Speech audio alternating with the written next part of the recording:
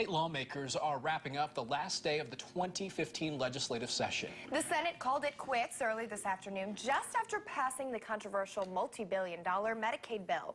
Right now, the House is still in session, but all legislation pending in the Senate is now dead. We have live team coverage from the Capitol tonight, and we're going to start with ABC 17's Joey Parker. And Joey, the last day of the session marked the first day on the job for the new Speaker of the House.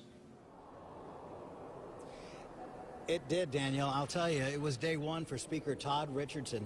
Kind of a new day to say that name, of course. He says he wanted to get back to the business of the people and back to the business of the 98th General Assembly. Now, around 10:15 this morning, the new Speaker was sworn in. He was elected to the House back in 2010, and the leaders I spoke with have said it's gone as smoothly as it can after such an abrupt change at the top of leadership.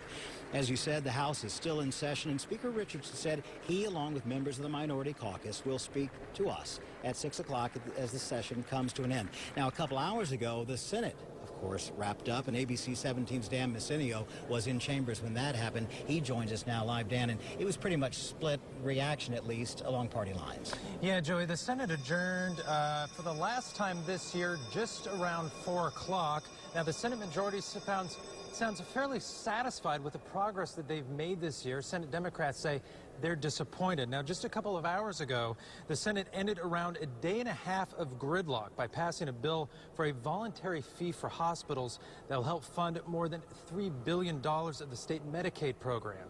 Right after that, senators called the end of the 2015 session. The Senate passed 116 bills so far. The House still has to agree upon some of those bills, and they're still in session, as Joey said. Senate Republicans say municipal court reform and Senator David Pierce's education bill that passed with bipartisan support were two of the highlights of the 2015 session. Democrats have had a tough week with failing to stop right to work. After the session ended today, the Democratic caucus said the session wasn't about the bills they passed, but the ones they stopped. We did block the voter ID. We did block the reduction of unemployment benefits. And we did block the employment discrimination bill. So for our caucus, I think it's not so much what we accomplished, it's what we stopped. Senate Republicans say a big disappointment for them this session was not passing a transportation bill. Not even the entire caucus supported it.